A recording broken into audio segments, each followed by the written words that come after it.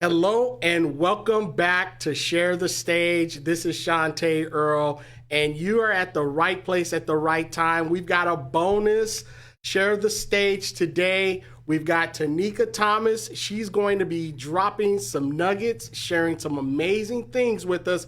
So get ready as we begin the show, Share the Stage.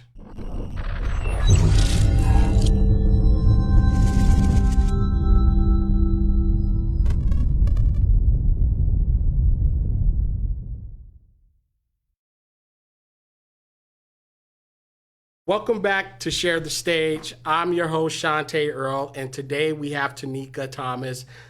Let me tell you a little bit about Tamika. Tamika Thomas is an empowering woman of influence that wears many hats.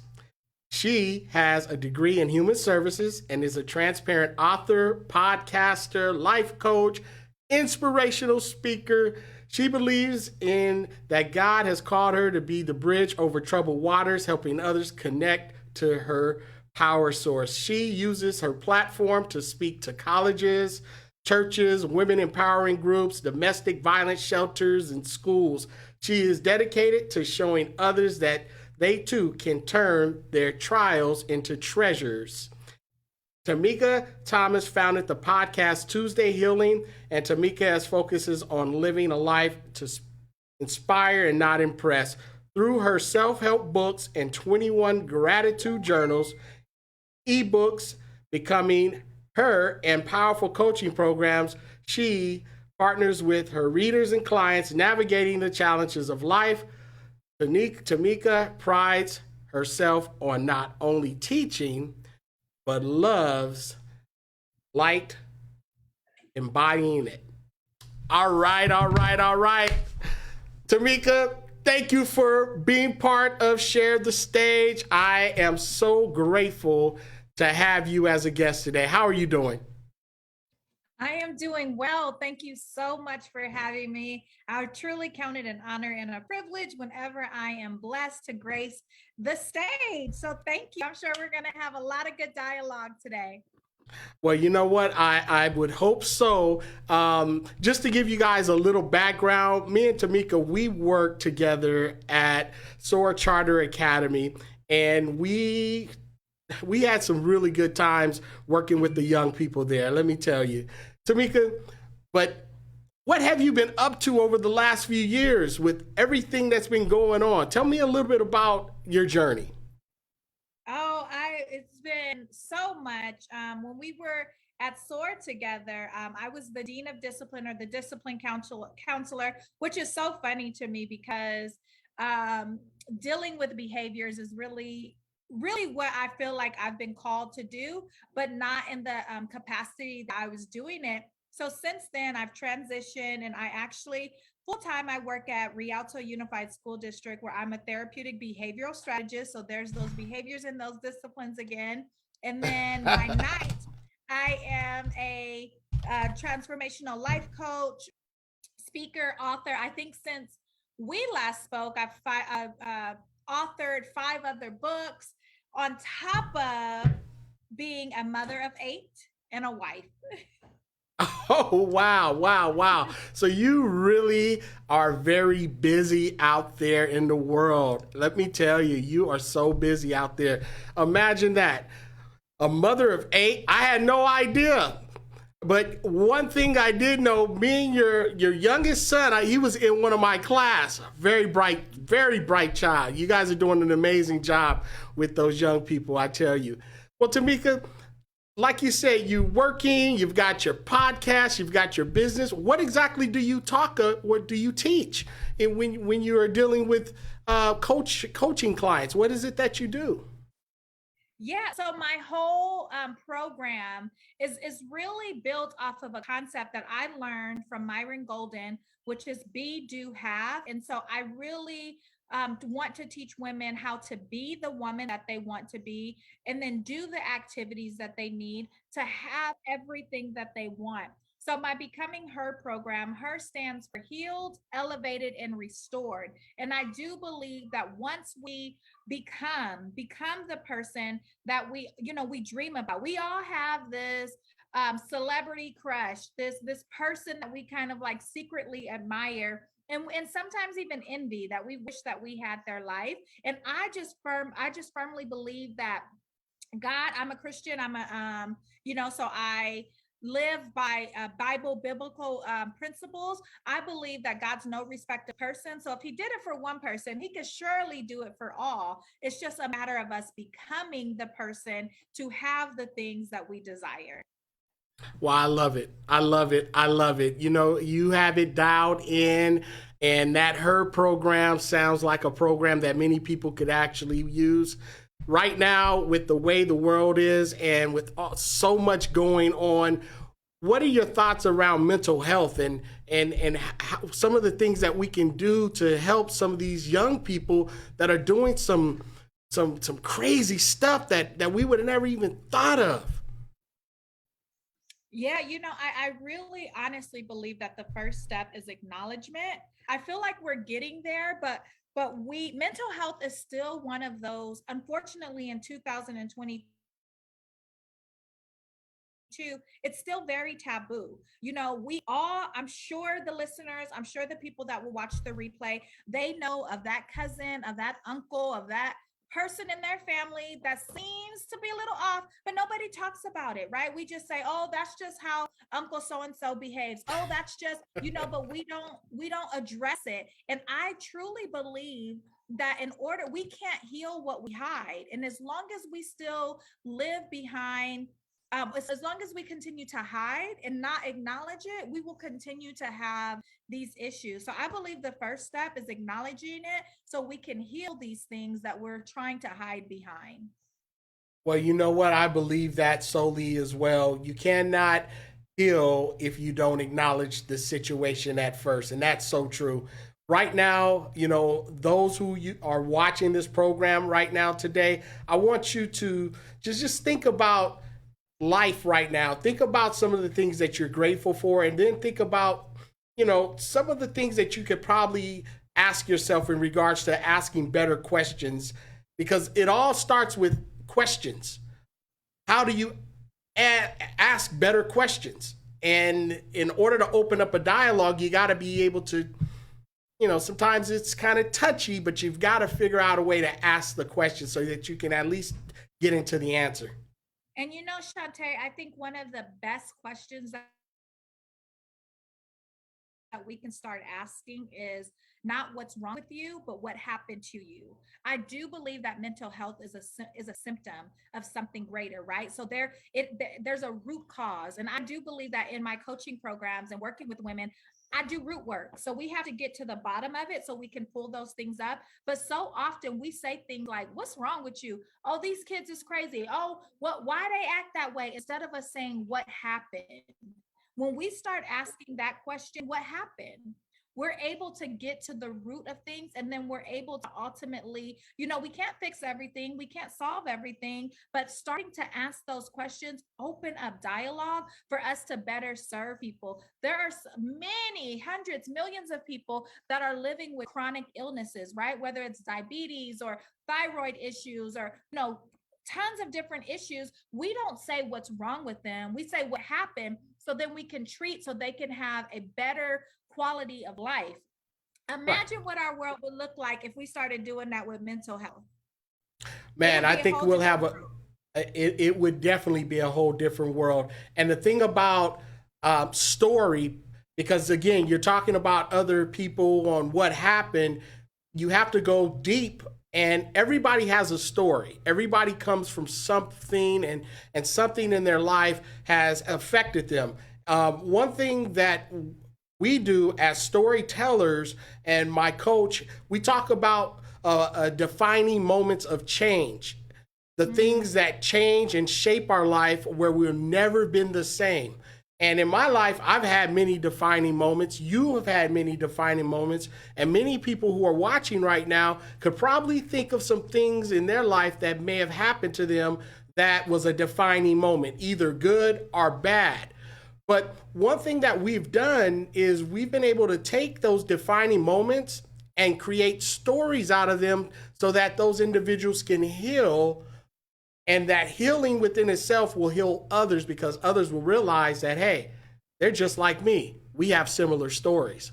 Can you share with me maybe a defining moment in your own life that the listeners could probably gravitate to or maybe understand?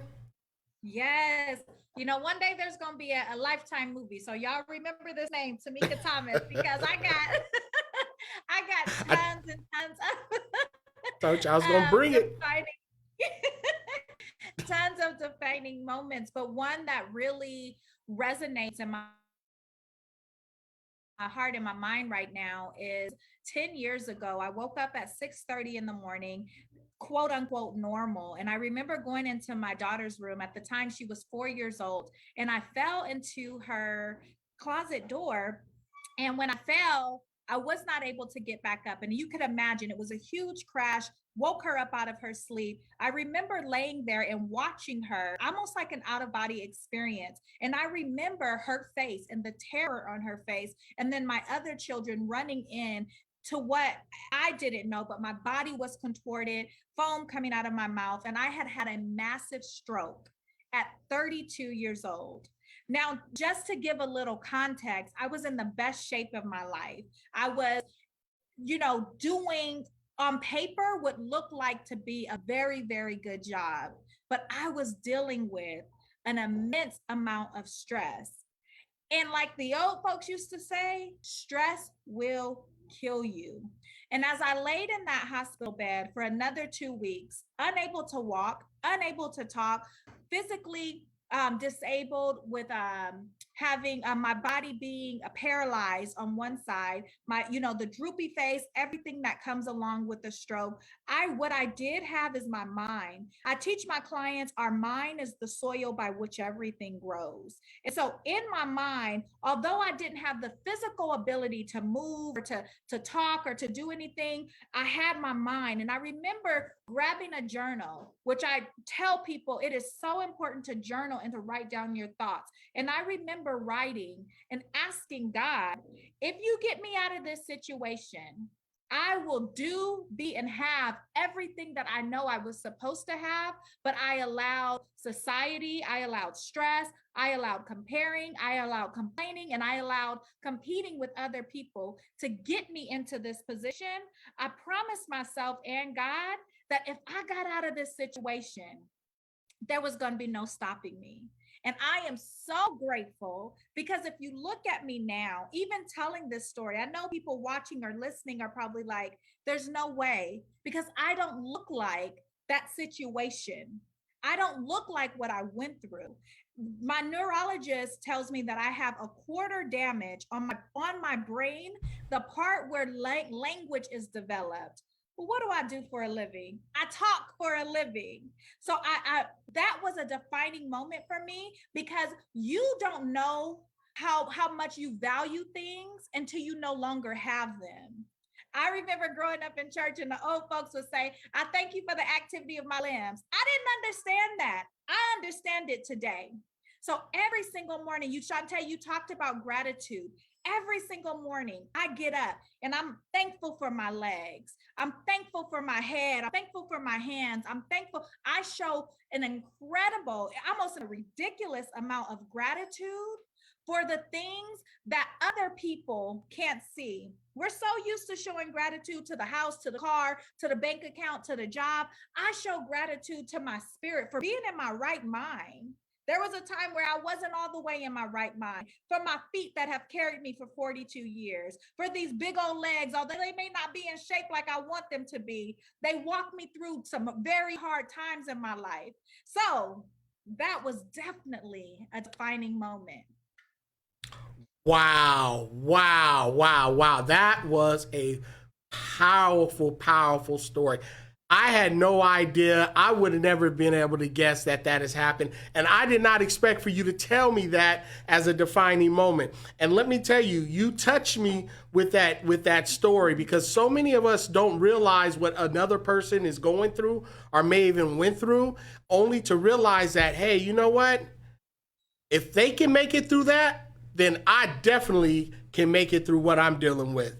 So those of you who are watching, those of you who are listening to Tamika's story, know that you are capable of doing much more. And God is definitely the source, because He has given us the strength and the abilities to create and to do amazing things. And I'm so grateful that you are back and that you're doing what you're doing, and you are touching many lives with your story as well as with the work that you're doing. So thank you. Thank you for being that woman that's making that thing happen, okay? Tamika, I know that you got so much happening in your life, and you did mention something that's very dear to my heart, and that is about journaling. Let me grab my journal right here. How you said journaling is, you see this journal? This journal here, it says, trust in the Lord with all your heart and lean not on thy own understanding. Proverbs 3:5.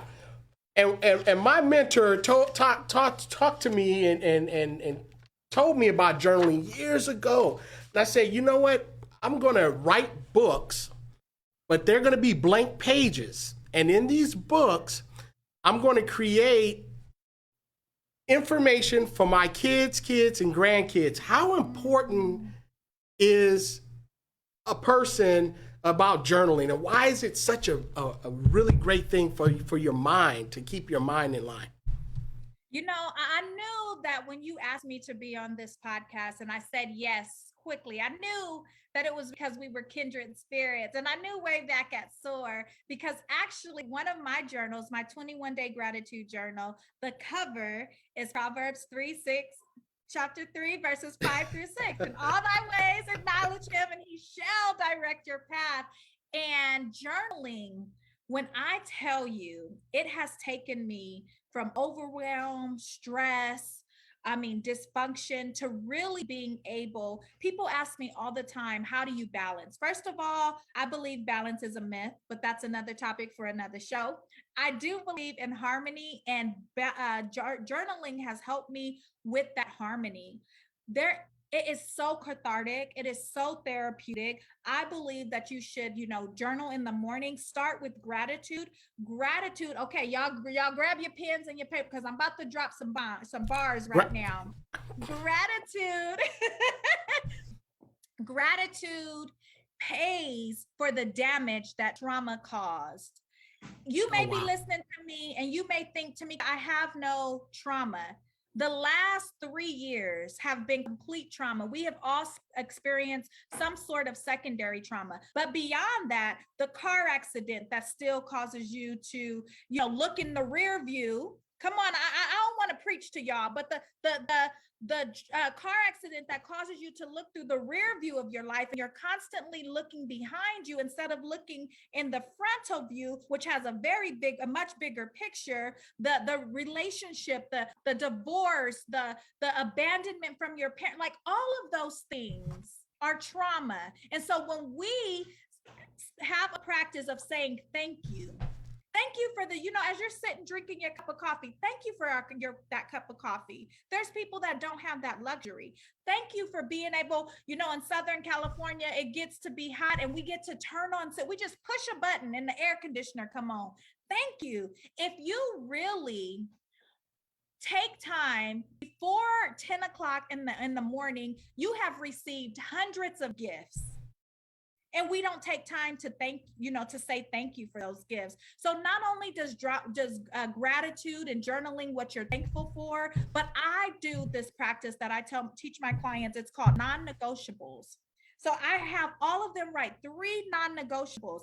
This helps us stay, your brain, something magical happens when you put it on paper and you say, okay, I got to do this, this, and this, and this, right? If it's the laundry, go grocery shopping, pray, whatever, the workout. When you put it on paper, it holds yourself accountable. We have to have self accountability, and that's what journaling does. And then the back part of it, because I believe in having reflection. At the end of the day, when you go back and you reflect, it's like a self assessment tool. You're able to say, like, man, I had a pretty good day. Because most of us, we can probably say that we're our own worst critics.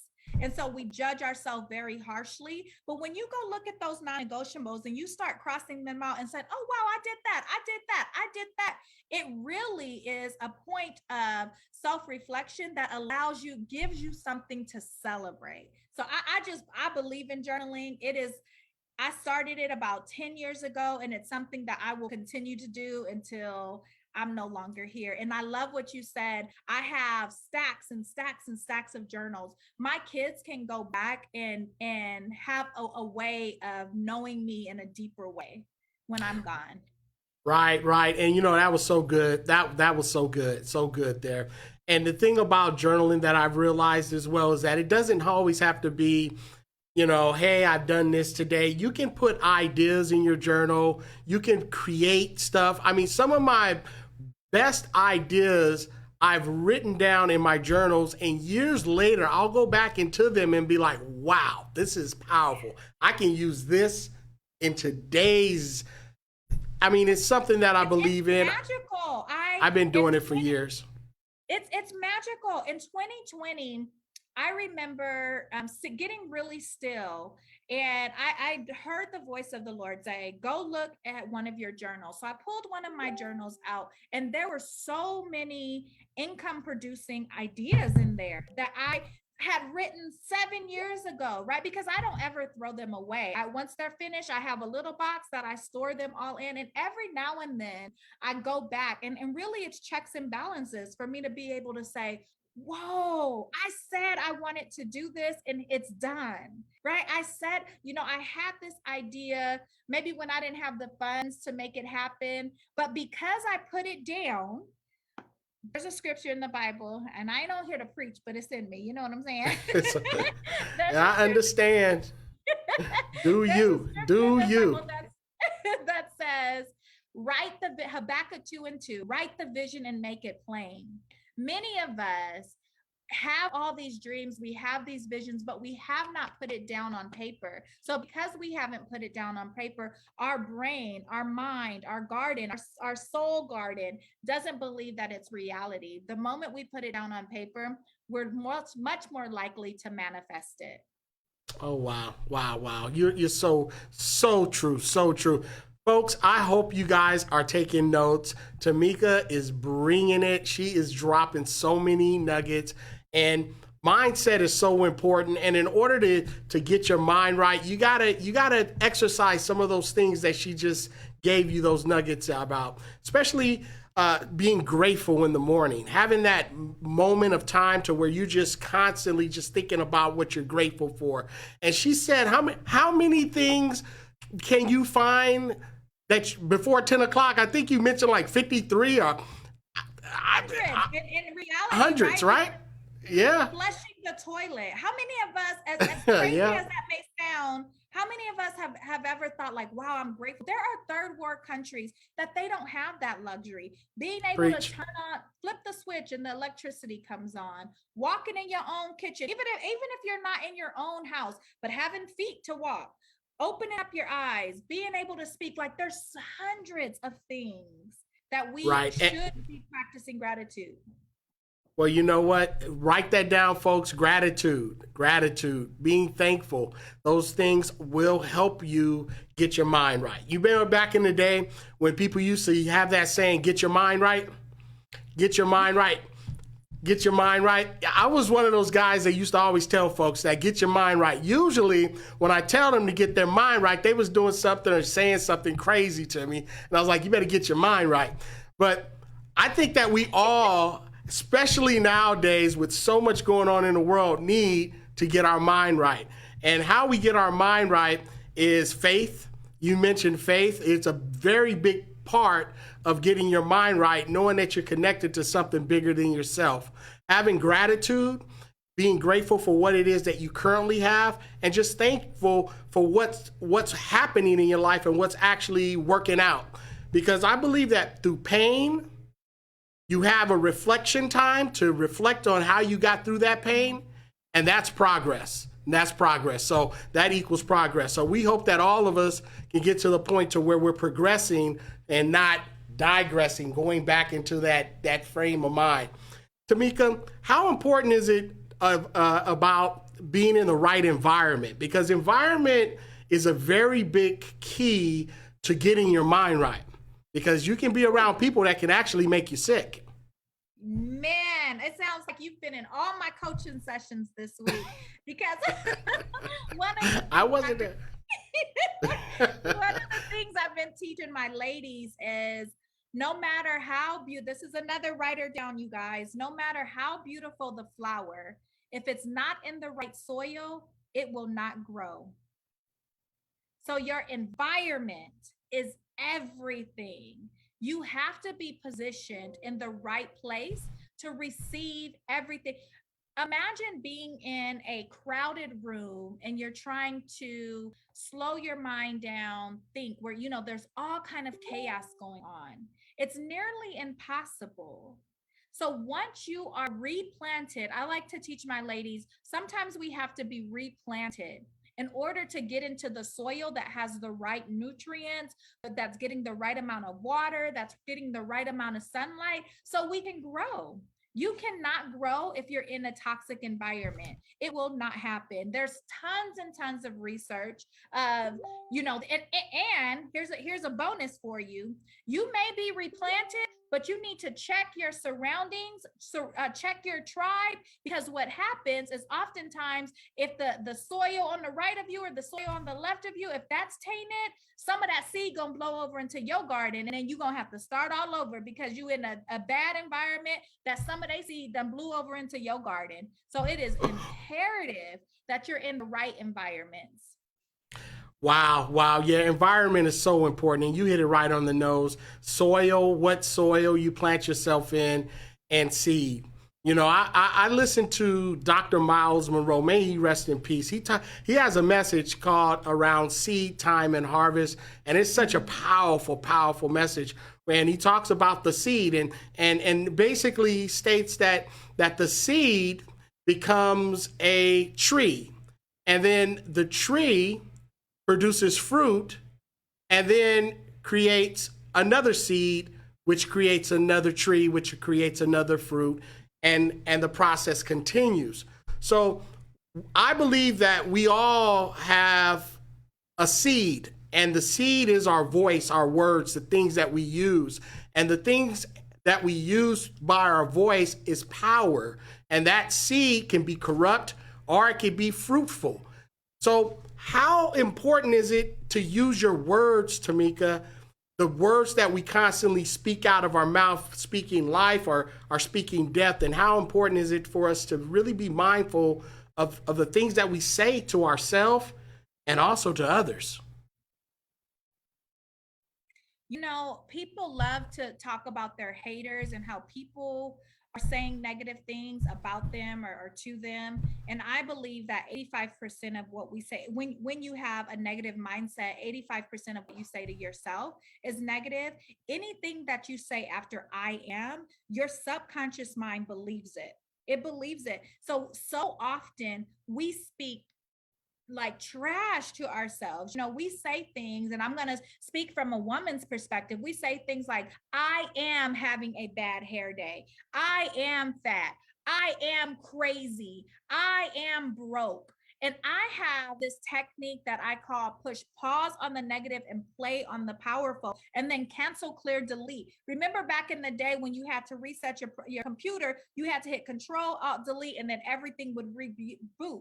We can do that same thing because whatever comes out of our mouth, our brain believes it. And it is scientifically proven that words travel and words create worlds. So we look around and we wonder, why are our kids acting up? Why are we constantly in a financial state of brokenness? Why is this because you spoke it. You spoke it. You said it. So we have to, at the moment that negative thought, that negative comes out of your mind, cancel, clear, delete. Wipe that out, and then you have to push pause on that negative thought process, those negative sentences, and then play on the powerful. So anytime you cancel something, you have to replace it. So I'm more than enough. I'm fearfully and wonderfully made. I'm powerful. I'm loved. I'm abundant. The earth is the Lord's and the fullness thereof, and I'm his child, right? So we have to begin to replace and it takes work. it's reprogramming, rewriting, restructuring, because in a lot of communities, especially the African American community, we just say stuff, we talk crazy like that, right? But I feel like because our words are so powerful, we have to be careful. I never say I'm crazy. I never say that, or oh, that's crazy, nuh-uh, or oh, he gets on my nerves, and then you wonder why your back hurt. You spoke it. You said that person was on your nerves, or oh my God, I'm broke. And then every time you get money, it's like water, it just runs out of your bank account. No, I'm a good steward of my money. Or because sometimes it's hard to trick your brain to believe that, I'm becoming love. I am becoming powerful. I am becoming happy. Sometimes because our brain is very powerful, we know that when we say those I am statements, they're not true. So we have to put that caveat. Well, I'm becoming it. I may not be it right now, but I'm becoming it. Wow, wow, wow, wow. Thank you so much for sharing that. That is so good. That right there is so good. Words are powerful, and we have to speak truth regardless of appearance, because the thing about our eyes, they can play tricks on us. So the things that we see are not necessarily what is. So our words will create more by not always acknowledging the crap that's going on around us, right? Okay. Woo! You got me started now. You got me over here sweating. I'm gonna turn on. Can somebody turn on the air conditioner, please? Because this podcast is heated. Okay, we've got some really good information coming.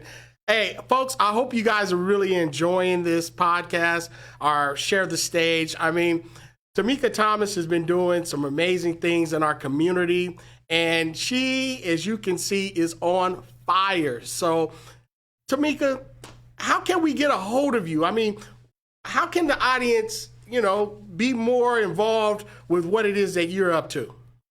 Yeah, thank you so much for this opportunity to share. I have created really a community around a pain point. You talked about that when you turn your pain into something that now is progress, right? So I have my entire company is titled Tuesday with Tamika. So if you go to tuesdaywithtamika@gmail.com, you can listen to the podcast there. You can find out more about my products and services.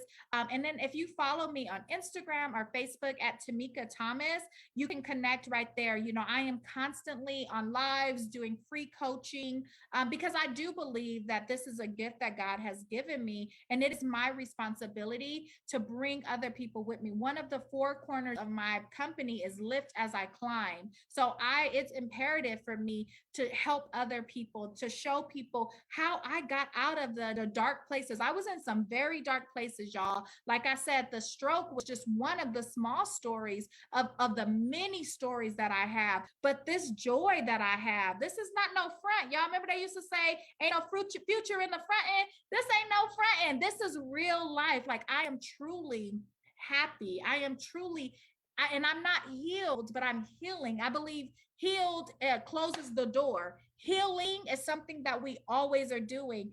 God has fully restored me. I have such an elevated mindset, and I just want to share. I want to, encourage. I want to inspire. I truly do live a life to inspire and not impress. So if you go to tuesdaywithtamika.com, you can find out more about me there. Did you guys get that? That's Tuesday with Tamika.com. You can find out more about what she's up to. And we're going to have her back on the show because I got to hear some more of those defining moments, because at the end of the day, we all have them, but it's going to be, it's a lot different when we hear from someone else, right? We know that, hey, we can get through it, whatever's going on. Tamika, I want to thank you for your time, for coming on Share the Stage. I will be bringing you back on. May you continue to go out there and change the world. And before you leave, drop one last tidbit for the audience. What do you want to leave them with? I thank you so much again for having me. I count it an honor and a privilege. And I want to leave you with this: the 3 C's that you need to cut out immediately. Do not compare, do not compete, and do not complain. I promise you, if you cut those out of your life completely, your life will be better. And I got a little bonus one. We don't cut people off, we just grow and watch them fall off. You guys have a blessed day. Thank you so much. See you later. Next time on Share the Stage. Thank you, everyone, for joining us. We'll see you next week on Share the Stage. Bye now.